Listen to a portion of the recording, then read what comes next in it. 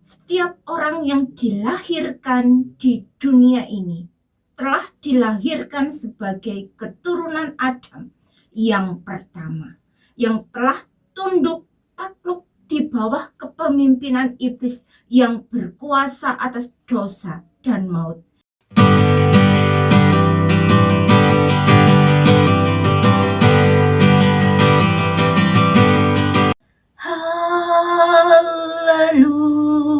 Haleluya. Karena Tuhan Allah kita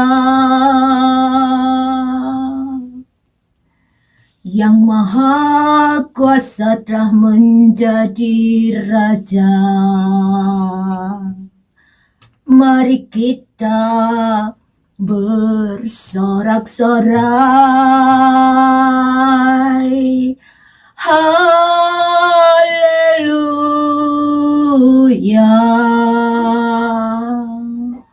Perkawinan anak domba telah tiba. Pengantinnya telah siap sedia. Mari muliakan Dia. Salam, salam sejahtera di dalam nama Tuhan Yesus Kristus. Bapak Ibu Saudaraku sekalian, senang sekali saya bisa berjumpa lagi pada hari ini dalam acara khotbah online yang saya beri tema Yerusalem, lihatlah Rajamu, bagian yang ke-16.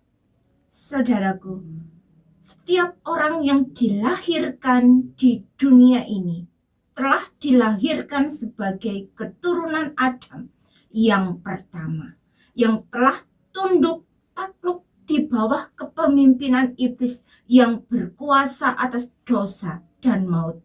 Sehingga setiap bayi, laki-laki dan perempuan yang dilahirkan di dunia ini sudah memiliki sifat dan tabiat dosa. Karena sejak berada di dalam kandungan ibu kita, manusia itu sudah dikandung oleh dosa. Dan itu terjadi secara otomatis. Sehingga setelah bayi tumbuh menjadi batita, lalu balita, kemudian menjadi anak-anak, kita tidak perlu mengajari mereka untuk berbuat dosa. Mereka telah pintar dengan sendirinya untuk berbuat dosa, mencuri, berbohong, membunuh, dan lain sebagainya. Karena manusia telah menjadi budaknya dosa, sehingga seluruh keturunan anak-anak manusia telah mewarisi sifat dan tabiat dosa di dalam dirinya. Mereka lebih menyukai dosa, lebih menyukai kegelapan daripada mereka melakukan kebenaran, terang yang daripada Allah. Dan kematian telah menjadi upah dosa.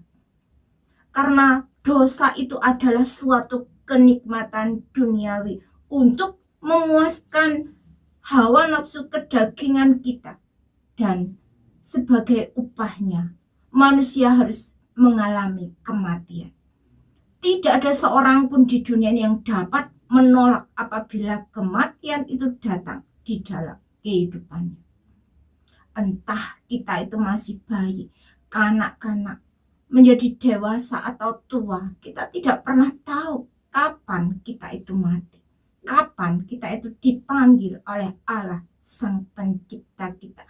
Pemazmur mengatakan, masa hidup kami 70 tahun, dan kalau kami kuat 80 tahun. Roh Allah sudah meninggalkan manusia. Karena firman Tuhan berkata, Rohku tidak akan selama-lamanya tinggal di dalam manusia. Karena manusia itu adalah daging, tetapi umurnya akan 120 tahun saja. Saudaraku, tidak ada sesuatu apapun yang baik bagi manusia apabila Roh Allah sudah meninggalkan kita. Apabila tidak ada pimpinan Tuhan di dalam kehidupan kita. Karena kecenderungan hati kita, apabila Roh Allah meninggalkan kita, maka kita semata-mata hanya dapat berbuat yang jahat. dan segala kecenderungan hati dan pikirannya selalu membuahkan kejahatan semata-mata. Raja Saul ketika Roh Allah meninggalkan kehidupannya, hati Raja Saul selalu dikuasai oleh iblis.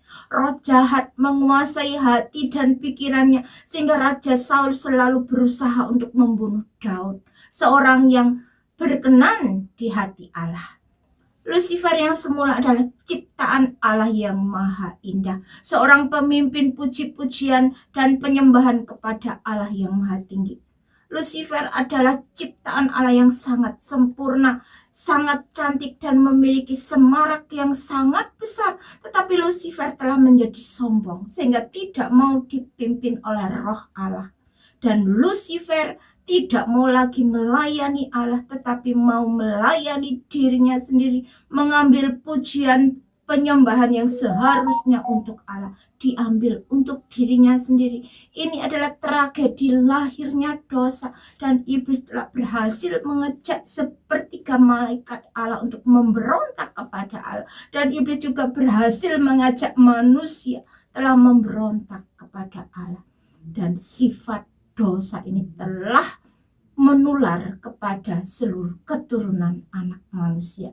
Demikianlah dosa dan kematian telah menjalar, mencengkeram manusia dengan begitu kuatnya, dan tidak ada seorang pun yang dapat melepaskan dirinya dari dosa dan kematian, dari kekuasaan iblis, kecuali manusia datang kepada Sang Penebus, yaitu Yesus Kristus yang telah menjadi ketetapan Allah sendiri untuk dapat menolong, membebaskan, melepaskan manusia dari cengkeraman dosa dan maut.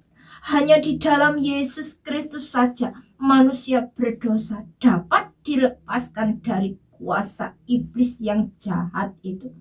Di dalam percakapan Tuhan Yesus dengan Nikodemus, Yesus Kristus berkata, "Aku berkata kepadamu, sesungguhnya jika seorang tidak dilahirkan kembali, ia tidak dapat melihat kerajaan Allah."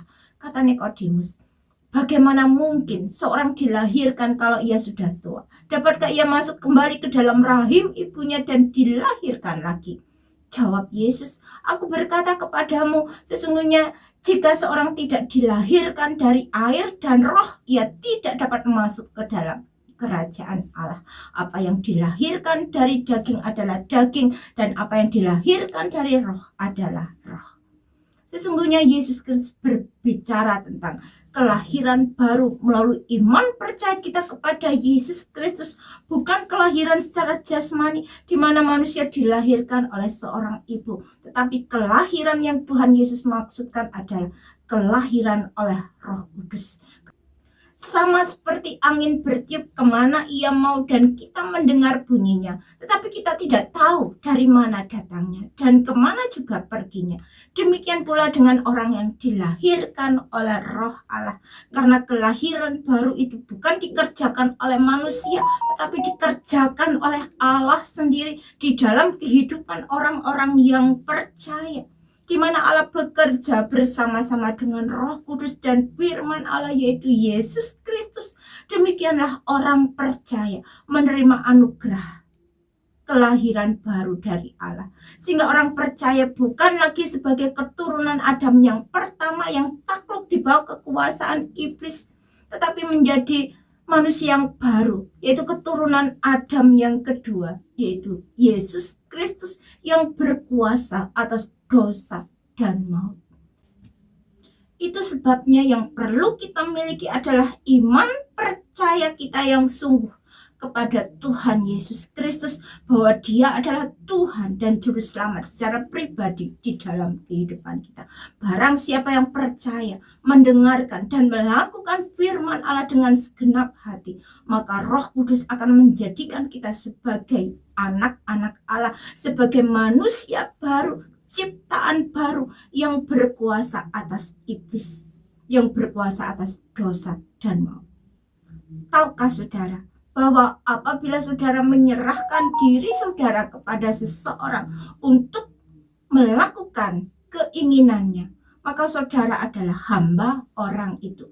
Entah sebagai hamba dosa yang membawa saudara kepada kematian, atau sebagai hamba yang taat kepada Allah, dan dengan demikian berbaik kembali dengan Allah. Tapi syukur kepada Allah, sebab dahulu saudara menjadi hamba dosa, tetapi sekarang saudara dengan penuh hati mentaati pengajaran yang benar yang sudah diberikan kepada saudara. Saudaraku, hanya di dalam Tuhan Yesus Kristus saja ada kelepasan, ada keselamatan sampai manusia masuk ke dalam kerajaan surga yang kekal. Karena sesungguhnya tidak ada seorang pun yang mampu menyelamatkan diri kita kecuali kita ditarik oleh tangan Allah yang kuat. Jadi hanya kasih karunia Allah dan kemurahan hati Allah saja yang harus kita miliki di dalam kehidupan kita untuk kita mendapatkan keselamatan kekal yang daripada Allah. Karena sekalipun kita mampu melakukan hukum Taurat, tetapi hukum Taurat itu tidak dapat menyelamatkan kita, karena kita harus melakukan secara sempurna hukum Taurat itu, dan tidak ada seorang pun yang mampu melakukannya secara sempurna. Kalau kita mampu melakukan hukum Taurat tapi tidak mampu melakukan satu saja hukum Taurat, maka itu berarti kita gagal melakukan hukum Taurat. Dan Tuhan mengerti kelemahan kita. Itu sebabnya Tuhan Allah mengaruniakan Yesus Kristus kepada kita. Yesus Kristus telah datang ke dalam dunia ini bukan untuk menghapus atau meniadakan hukum Taurat, melainkan untuk menggenapi hukum Taurat. Yesus Kristus berkata, "Janganlah kamu menyangka bahwa aku datang untuk meniadakan hukum Taurat atau kitab para nabi. Aku datang bukan untuk meniadakannya, melainkan untuk menggenapinya.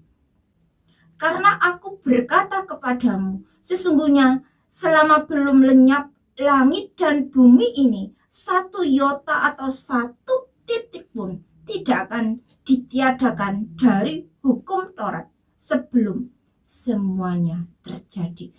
Jadi keselamatan itu hanya di dalam Yesus Kristus, dan keselamatan itu adalah pekerjaan Allah, dan Allah memberikannya secara gratis, cuma-cuma, tanpa bayar, karena semuanya adalah pekerjaan Allah yang dikerjakan secara sempurna oleh Yesus Kristus melalui pengorbanannya di atas kayu salib.